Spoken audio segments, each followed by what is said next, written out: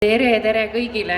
Hea meel on teid tervitada selleaastase taimetoidumessi teisel päeval ja me oleme oma teises ajaaknas ja jätkame siis kultuuriprogrammiga. Enne kui lasen teid nautima ettekannet, siis tuletan meelde, et see aasta me teeme küsimisi natuke teistmoodi.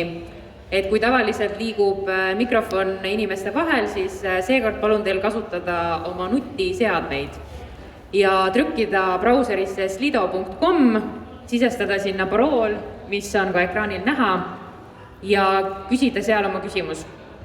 Võite teha oma nime alt, võite teha anonüümselt, kuidas parasjagu endale meeldib. Ja seda infot me kuvame ka, või tegelikult jätamegi kogu ettekande ajaks slaidi ette, nii et iga hetk võite siis võtta lahti ja küsida küsimusi. Aga rohkem ma ei taha üldse aega raisata. Mul on siiralt hea meel kutsuda lavale imearmas Terje Pennie, kes räägib sellest, kuidas kunagi ei ole liiga hilja alustada ja milline on tema veganiks kasvamise lugu. Palun!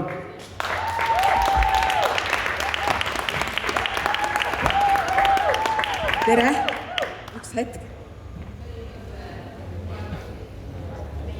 Pane prillid ette.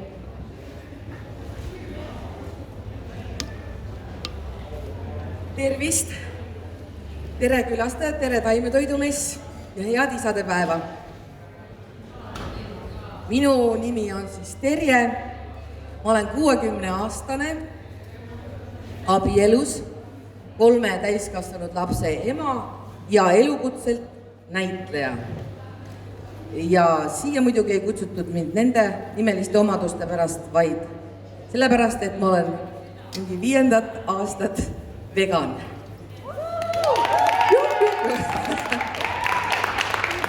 Loomulikult ma alguses ei söandanud seda kutset vastu võtta, sest ma mõtlesin, taimetoidumess ja spetsialistid on koos ja veganid ja nad teavad minust palju rohkem sellest asjast ja on kursis kõikide teemadega. Aga korraldaja Karmen Korjus pani asja paika ja ütles, sina tuled ja räägid oma loo. Nii et eks ma siis räägin natukene seda oma lugu. See on küll üsna teistmoodi kui teatrilaval, sest seal sa räägid ju kellegi teise teksti ja see tekst on peas. Aga täna ei ole, ma panin kõik kirja, hakkan vaatama. Ahaa. Ma mõtlesin selle veganluse peale ja üldse meenutasin oma pikka elu. Siis tuli ma mõttele, et huvitav, kas juba lapsepõlvest peale oli mingi asi, mis mind mõjutas nagu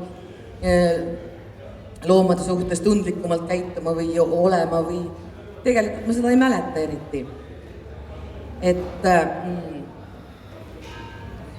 mis ma siis lapsepõlvest nägin vanaema juures? Ma nägin maal muidugi, kuidas loomi ära viidi lehmi. Kunagi mulle ei öeldud, kuhu neid viiakse. Ikka öeldi, et neid viiakse kuhugi teise talusse ja teised inimesed ostavad nad ära. Ma mäletan seatapmist, siis vanavanema viis mind taha tuppa, panin kõrvad kinni oma kätega, ütles laps, sina ei pea seda kuulma. Ja loomulikult mind ei lastud ka kukkede ja kanade peade maha raiumise juurde.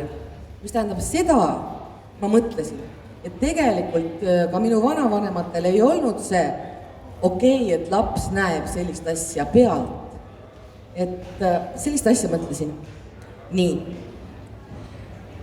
lähme edasi. No jah, et kui ma olin mingi 10-aastane, siis ma elasin Kehras, Kehra Nukuteatrisse. Minust sai Kehra Nukuteatri näitleja. Ja tol ajal oli Nukuteatri juhiks legendaarne Lea Sibul. Lea Sibul on selline imeline hing, tänaseks päevaks on ta surnud, 2 aastat tagasi suri. Ta armastas tohutut loomi. Ta elas Tallinnas ja käis Kehras Nukuteatrit tegemas ja teel Kalamajast rongi peale oli tal alati 2 kotti kaasas. Üks oli lindude jaoks, keda ta siis söötis tee peal ja teine kott oli kodutute kasside ja koerade jaoks. Ja ka elu teises pooles, kui ta Hiiumaal elas, siis tema hoovis käisid rebased ja ja siilid ja ta alati, isegi ma olen näinud seda, et nad sõid tal seal ühe taldriku pealt, nii et ta oli üks imeline hing. Aga tema lavastused, eriti väiksematele lastele, nendes lavastustes oli alati kas ämblik, vihmauss, kärbes, konn, mesilane ja nad kõik olid sellised väga armsad tegelased ja meie sõbrad, nii et ma arvan, et küllap see avaldas ka lapsele mõju või avaldaks lastele mõju. Nii, lähme edasi minu eluteel. Ei, Least ma tahtsin veel rääkida sellise asja, et kui ta Hiiumaal elas, siis kui ma läksin ta kempsu, siis ukse taga oli suur ämblikuvõrk ja seal kõrval oli suur silt, et ära puutu, see on ämbliku kodu. No meil on ka tegelikult, ma olen 15 aastat elanud Viimsis, meil on garaažis oma koduämblik, lapsed teavad seda, mul on paar last ka siin, oma koduämblik, ilmselt need on juba ämblikude järeltulijad, need suured koduämblikud, aga ja no, see on tõesti nagu meie kaitsjad või me elame väga sõbralikult. Lähme edasi. Nii, et kui ma siis sirgusin suuremaks, läks helingi rinna sees kangemaks. Ehk siis tegelikult mingi teismeeast saadik ma mäletan küll mingit konflikti, et mis see siis on õige ja mis see siis ei ole. Ja noorusest ma mäletan seda sellist lõputut kurbust loomade pärast ja ängi, aga ma tulin alati sellest valust ära ja eemal, sest ma teadsin, et ma ei oska mitte midagi teha, ma ei saa mitte midagi teha ja võib-olla ma ei julenud ka. Ja isegi maal, kui ma vaatasin mingid lambad ja lehmi, kes võib-olla rõõmsalt nosisid, ikka tundus mulle, et nad on nagu kurvad. Rääkimata muidugi ketikoortest ja nii edasi. Ja kui ma nüüd meenutasin, siis ma mõtlesin, et huvitav, et kuidas, mis see nii huvitav on, et kuidas need valupildid loomade väärkohtlemisest on nagu siiamaani väga eredalt mul silme ees, no mitte kõik ilmselt, kõik need ketikoerad, loomade äravedu, kord rongiga sõites Ülemiste tapamajast mööda mäletan selgelt, kuidas surnud põtra tõmmati üles vintsidega ühte jalga pidi. Prahas jalutades mäletan tänava peal kotkast, kes oli uhke kotkast, kellel olid jalad raudus ja kellega inimesed said siis koos pildistada. Jalutades mingis väikses aedlinnas mäletan ühte koera, kes haukus nii kähedalt, et ta oli kolli, kes oli keti otsa pandud. Siis on meie veel Viimsis ka olnud naabritel ketikoori, keda ma olen käinud salaja jalutamas, nüüd on nad surnud. Ja siis üks õõvastavamaid seiku oli lavaka ajal. Me käisime kursusega hobureisil ja see oli päris tore reis. Kuna meil raha ei olnud, siis söök sai otsa ja kursus otsustas, et me ostame ühe lamba ja tapame selle ära ja sööme õhtuks ära. Ma ei teinud mitte midagi, sest ma ei osanud teha. Ja see oli norm, süüa oli vaja. Ma lihtsalt jooksin sealt ära, see oli Alatskivil. Ma jooksin teisele poole lossi ja vaatasin ülevalt mäe pealt, kuidas see tapatöö käis. See oli üks kõige õõvastavamaid asju, vaene lammas toodi ülevalt trummide põrinal ja kõik karjusid ja see oleks nagu selline püha rituaal, mis tegelikult oli täiesti fake ja täiesti naeruväärne, et see loom vaene suri tegelikult veel suurema hirmu ja suurema piinaga. Nii, kuskil. Aga jah, et ma tõesti ei suutnud midagi teha, ei osanud midagi teha. Nii oli. Ja tegelikult ma olen mõelnud ka seda, et kogu see tundlikkus ja kaastundlikkus ja empaatia, see on küll väga hea ja see on baasiks sellele, et saada loomade kaitsjaks ja veganiks, aga sellest üksi on kindlasti vähe, sest ka mina olen kodus palju nutnud, aga ega see kedagi ei aita. Nii et tegelikult peaks tegema ka mingeid tegusid. Kuskil 9 aastat tagasi siis minu tütare Justiina ta elab Edinburgh'is, mõlemad tütred elavad mul Šotimaal Edinburgh'is, tõi mulle ühe raamatu. See oli inglisekeelne, ma ei ole seda siiamaani läbi lugenud, sest ma eriti ei oska inglise keelt ja ma pole viitsinud tõlkida, kuna Justiina tõlkis seda mulle ja rääkis, et on olemas sellised huvitavad inimesed, kes ei söö üldse liha ja ei tarbi mitte mingeid loomseid tooteid. Ja tol ajal see tundus muidugi väga huvitav, väga positiivne, aga siiski ta tundus mingi sellise sektina, kes katsetab enda peal mingeid ekstreemseid toitumisi ja nii edasi ja nii tagasi. Niimoodi. Tegelikult meie peres liha ei ole nagu eriti üldse söödudki. Et pigem siis kala, kunagi paar korda elus ma olen liha ostnud, toorest liha ma ei saanud selle tükeldamisega, puutumisega hakkama, see oli hoopis õõvastav. Hoopis teine asi oli muidugi hakklihaga. Sellest me tegime küll kotlette ja mis näitab, et kuidas lihavorm nagu muudab sinu suhtumist, et see polegi nagu tükk elava olendi küljest.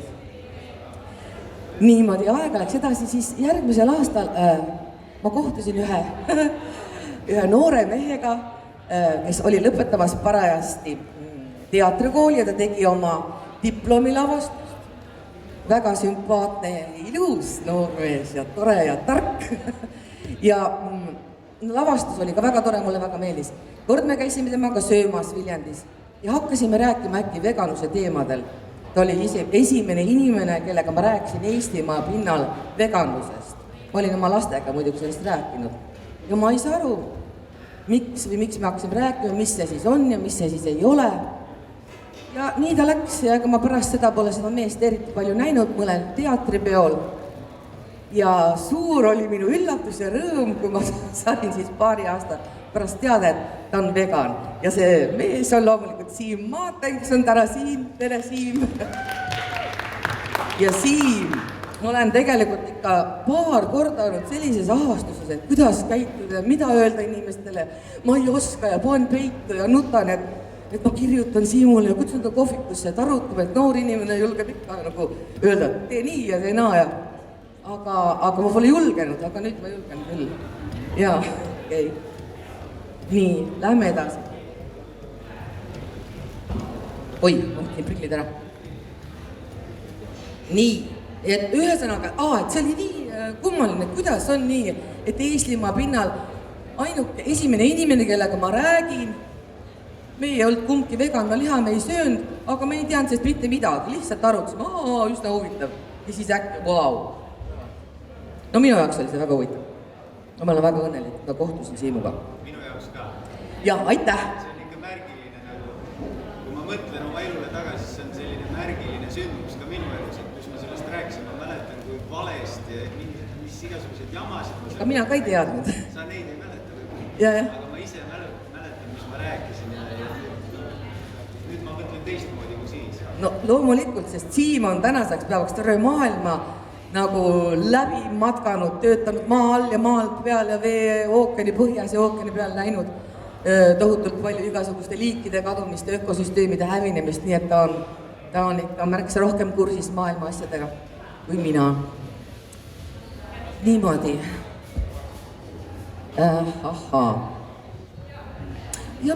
Ja kuskil sellest ajast saadik hakkaski siis see maailmavaade ennast nagu lahti kerima. Sest ikka tavaliselt on nii, et kui sa millestki huvitud, siis need vastused hakkavad ise sinu juurde tulema. Ma hakkasin märkama, lugema artikleid, teadustöid igast veganlusest, keskkonna olukorrast, loomade genotsiidist. Ja loomulikult mul lapsed õpetasid mind ja oskasid vastata peaaegu kõigile mu küsimustele. Tõlkisid mulle materjali ja need pikad vestlused nendega telefoni teel ja veganluse teemadel ja loomade õiguste teemadel. Kõik see viis üsna kergelt ja üsna loomuliku radapidi selleni, et minust saigi siis täistaimetoitlane ehk vegan. Ja seda üldse mitte enda pärast. Enda pärast, see tähendab, see oli muidugi boonus minu tervisele ka. Ja tegelikult see oli minu jaoks väga kerge. väga kerge, päris ausalt ütlen, ja hingelist kergendust pakkuv protsess. Sest ma sain teada, et minu elus olemiseks ei ole vaja loomseid tooteid ja ma tundsin suurt õnne, et ma saan elada ilma, et keegi peaks minu pärast surema ja samas ma ei kahjusta ju ennast ka. Ja nii ma mõtlen ja nii ma tunnen ka praegu. Et kui sa siiski teadvustad endale selle, et iga loom tahab elada nagu sina, iga loom tunneb valu ahastust, kui talt laps ära võetakse, iga loom tunneb surmahirmu, kui ta tapamajja viiakse, siis sa teistmoodi ei saagi enam suhtuda. Ja tegelikult, kui sa saad aru, et inimene on suhtunud loomadesse nagu asjadesse, et ta on võtnud endale voli mängida kõige kõrgemat või jumalat. Et meil ühes näidendis oli selline lause, elada, siristasid linnud Küpressimäel. Ja see on ka ainus peamine asi, mis meil on neilt õppida. Nii see on. Ja siis see veel, et see oli täiesti imeline, kui sa said selle blokeeringu oma peast maha. Selle blokeeringu, et oi, see on kurb ja valus, et loomad surevad, ja et me neid sööme, aga nii lihtsalt on ja teisiti ei saa ja ma ei mõtle selle peale, ma lähen sellest valust ära, sest see ei muuda midagi. Kui sa said selle blokeeringu maha, et ei, sa saad mõelda selle peale, sa saad minna selle valu sisse, sa saad kaasa aidata sellele, et loomad ei kannataks ja sa ise ka ei kannata selle pärast, et sa ei söö neid loomi.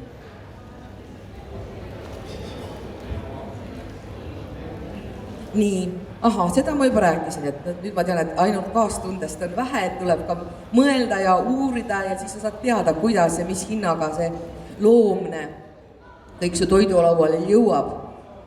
Nii et jah, sellest ajast saadik, kui me Siimuga kohtusime paar aastat pärast seda, ma siiski sõin veel mune ja juustu, aga siis jäi see ka täiesti loomul tasa ära. Peagi ühel ajal minu lastega, poja ja tütrega ja kolmanda tütrega. Ja nemad hakkasid üks paar kuud varem veganiteks ja siis ka mina. Abikaasa proovis ka muidugi, ta ütles, ma olen kohe toetav. Tema oli ka mingi paar kuud vegan, aga nüüd ta ikka seda muna ja juustu sööb. Aga meie pere 4 oleme veganid.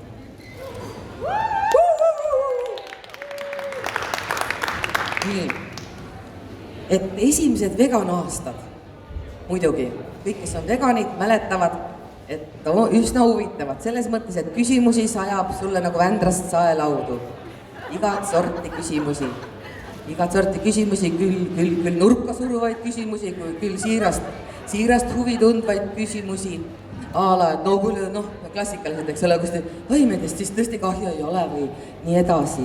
Ja maailm on ju igavesti niimoodi olnud ja eksisteerinud, et mis siis nüüd on. Ja siis veel karjatatakse avokaado vahele.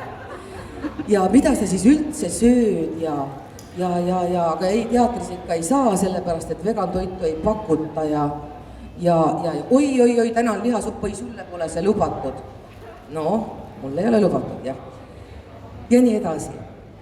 Mõnele küsimusele siis vastaks näiteks, et taimed ja loomad minu aias. Taimed, loomad, putukad. Et mina tegelikult suhtun väga suure austusega ka taimedesse. Kui me kolisime oma majja 15 aastat tagasi, siis oli selle ümber väike poolitsetud aed. Aga üsna paari aasta jooksul muutus see selliseks läbipääsmatuks džungliks, sest ma ei julgenud mitte midagi, ma ei raatsinud midagi kärpida, ühtegi õunapud, ühtegi oksa, ühtegi umbrohuliblet, sest need olid kõik nii ilusad ja aed oli täiesti nagu käest ära, nagu öeldakse. Mul praegugi lokkab maja taga, meil on väga väike aed, 800 ruutmeetrit ja maja taga lokkab pudrakanep ja üldiselt naat ka õlmitseb palju. Aga ja mõtlesin, mida teha ja läksin teatri kõrvalt Räpinasse, kaugõppesse aiandust õppima ja ma saingi aru, et paljud puud ja põõsad vajavad kärpimist, et nad lopsakumalt õitseksid ja vilju kannaksid. Ja ka mis puudub taimede söömisesse, siis on ju mu kõik viljapuud, need paar õunapud ja ploomid ja kirsid, nendel on ju viljad ja nad lihtsalt ise nad viskavad need mulle kätte, muidu nad mädaneksid ära. Nad ütlevad, söö mind, söö. Ja peenarde kasvavad taimed, kõik on ju üheaastased, mis muidu mädaneksid, nii et ei mingit vägivalda ja metsa ma järamas ei käi. Ja minu aias on elu, seda ma tean, sest seal elab palju putukaid ja tigusid ja mesilasi ja siile. Mõned naabrid ütlevad küll, et nende aias ei ole üldse tigusid.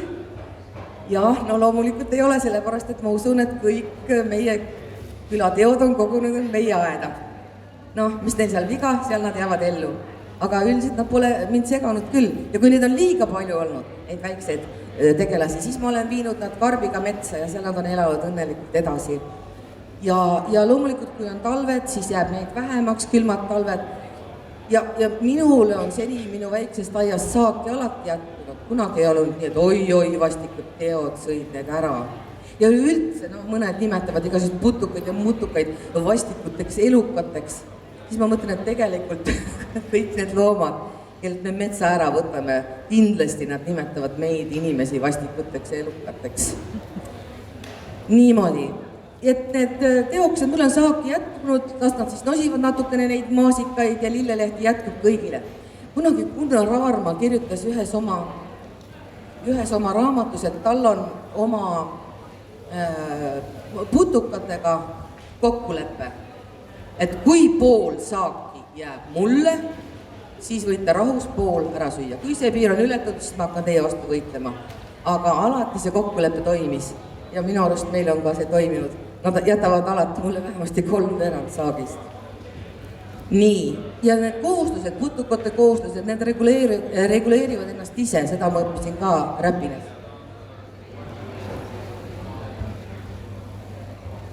Nii, mis on järgmised küsimused? No kuidas ma mõtlen? Ma ei ole mingi spetsialist, aga ma mõtlen niimoodi, et aga terve aastatuhandeid on ju inimene loomi küttinud ja tapnud ja tarbinud, et mis siis nüüd?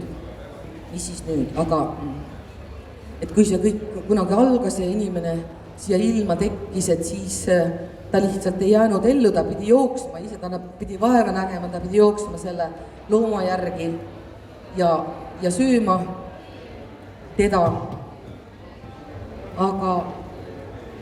Aga praegu me ju teame, et me saame ilma selleta hakkama. Meil on kõik võimalus, eriti tänapäeval meie ajal. Ja põhjus on ka sellepärast, et miks siis nüüd, et viimase 100 või 70 isegi aasta jooksul ei ole inimkond kunagi nii kontsentreeritult hävitanud maailma ökosüsteeme ja liike.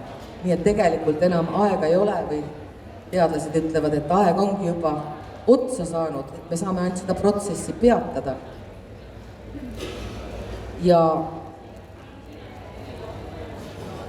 Või et mis maailma me siis jätame oma tulevastele põlvedele, et mõtleme selle peale.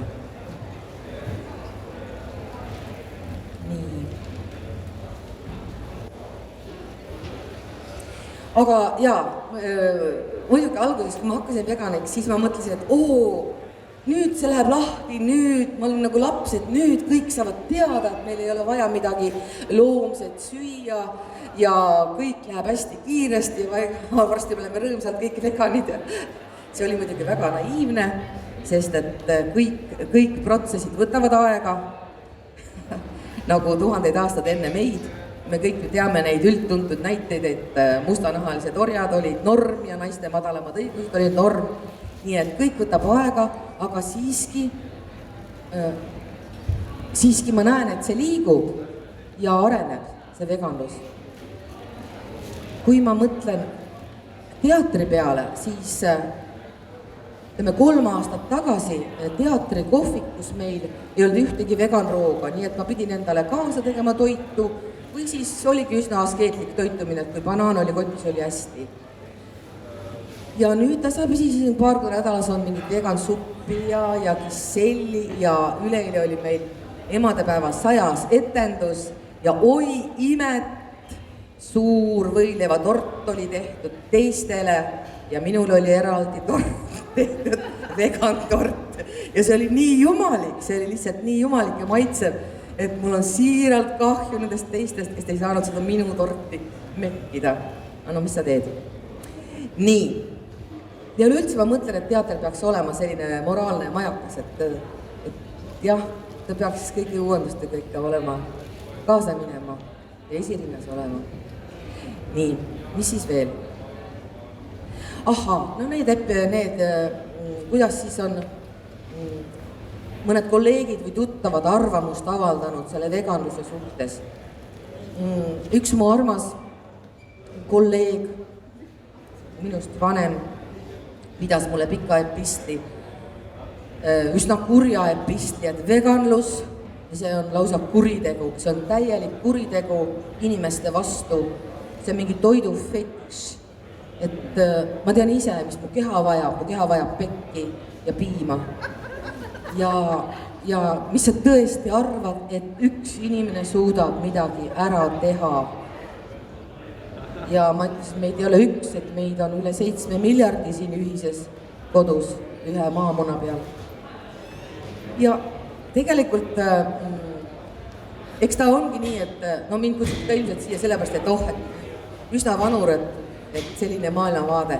Ega ma ei tea, jah, ei no päriselt, ega ma ei tea, jah, suurt minu vanuseid veganeid, et ma usun, et see on raske selliseid muutusi teha, aga mul on lihtsalt 3 imelist last ja mul läks see nagu siuhti.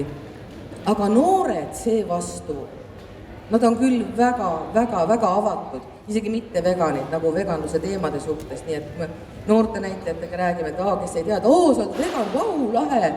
Et isegi kui nad ei ole vegan, kui nad vaatavad seda nii avatud ja võtavad seda nii vastu, et siis ühel heal päeval on lootust, et neist võib saada ka vegan. Nii, mis ma veel tahtsin rääkida? Uissa, mul polegi rohkem midagi.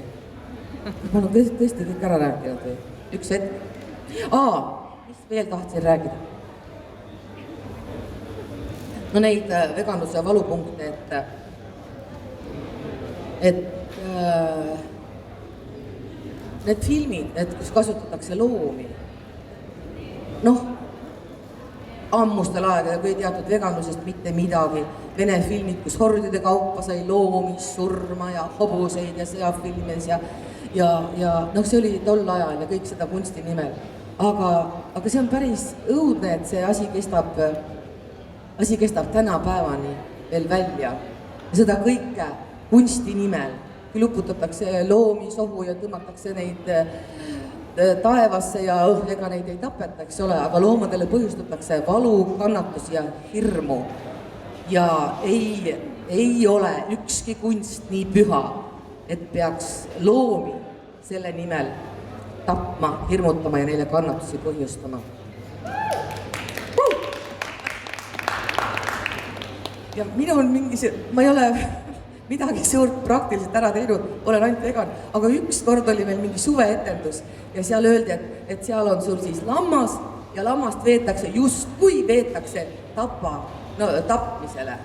Aga sellest ma keeldusin, ütlesin, et ei, ma siis kaasa ei tee ja seda lammast ei tulnud. See on... Niimoodi.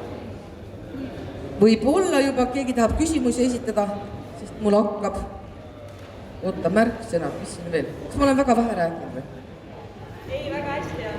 On hästi või? Jaa, väga hästi on. No, siis, mis ma siis mõtlesin veel, et seda, et mõtleme siis, jah. Mõtleme siis, et mis maailma me jätame tulevastele põlvedele, et nad ei peaks mööda tuhka kõndima ja meie vigu parandama, mida enam ei pruugigi olla võimalik parandada ja et nad ei peaks mõtlema, et mis inimesed need enne meid küll siin elasid. Aga lootus jääb alati. Nii et aitäh. Palun küsimusi, kui on, kui ei ole. Aitäh sulle, Terje, see on lihtsalt imeline. Aitäh.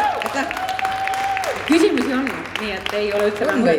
Jaa. Ega ma ei pruugi osata vastata, nii. Ma arvan, et oskad ikka. Nii. Aga ma alustan mitte üldse küsimusest, vaid ühest ilusast mõttest, mis siia on kirjutatud. Terje, sa oled väga inspireeriv. Aitäh, et kõneled nii ausalt ja siiralt. Aitäh. Aga kas teised näitlejad on vegansõbralikud ja kuidas nad teie veganlusse suhtuvad? Jaa, ei nüüdseks on nad väga vegaansõbralikud, selles mõttes, et nad ei tee enam välja, nad on harjunud sellega. Et aga esimestel aastatel oli küll, ma ütlen, vanem generatsioon, no vangutas võib-olla pead ja oli nagu kurb minu üle, et näed, natukene kaks sõidab. Aga noored on olnud küll väga inspireerivad või tähendab, on väga avatult võtavad vastu. Väga hea. Mida ütleksite teistele enda vanustele inimestele, et neid innustada veganluse poole vaatama? No ärge kartke, uurige ja küsige, et kunagi ei ole liiga hilja, ikka seesama lause. Aga et uurige asja kohta lihtsalt, et ärge pange kohe oma mõttele plokki ette, et nii ei saa, et nii ei või, sest et ka mina elasin 54. eluaastani niimoodi, et ahaa, nii ei saa, nii ei või. Kes on olnud sinu eeskujud sellel teekonnal? Minu eeskujud? No minu eeskujud sellel teekonnal on number 1 on minu lapsed, sellepärast, et nad on tõesti mulle väga suureks eeskujuks olnud. Nad kõik kolmekesi, mul on 2 tütart ja poeg ja mu vanemal tütar on Edinburgh's ka vegan kohvik, nii et palun külastage seda. Chapter 1 ja see läheb väga hästi. Ja mu vanem tütar on öelnud, et jaa, et no kui ma vahel ei julge rääkida või märksa lihtsam anda ajakirjale mingi intervjuu, kus sa ei pea ise seisma inimeste ees, jalad värisevad. Et aga mine ikka, et mis on sinu pabistamine loomade kannatuse kõrval.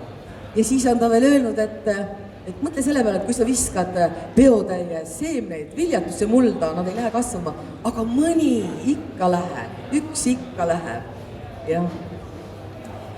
Kui paljud sinu enda sõbrad on inspireerituna sinust hakanud teema vastu huvi tundma?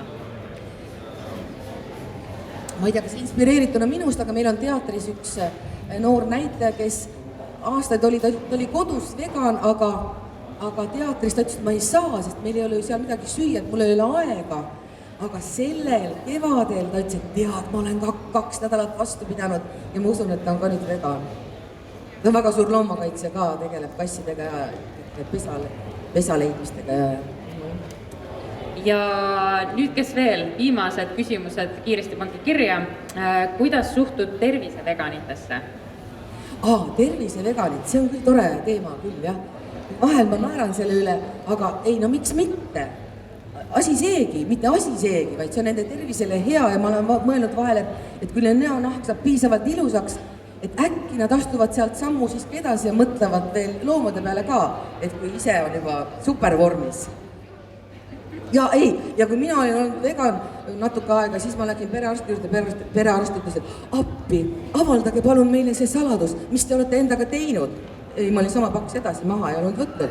Aga, et mu verenäitajad olid, oi kui hea, siis ma ütlesin, ma olen vegan.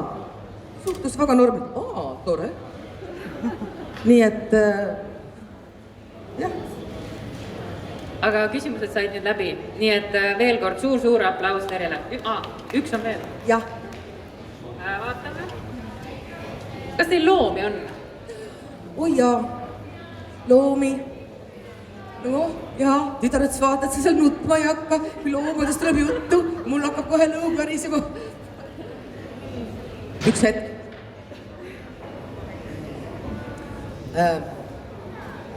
No näed, hakkab pihta. Pole hullu. Ühesõnaga, et sellel aastal surid mõlemad koer ja kass. Labrador Rick ja kass Luis, aga nad elasid ilusa elu, kass elas 17-aastaseks ja Rick elas 13,5. Ja praegu me veel uusi pole võtnud, sest et on leinaaeg, aga me mõtleme selle peale. Väga ilus. Kas meil nüüd on kõik?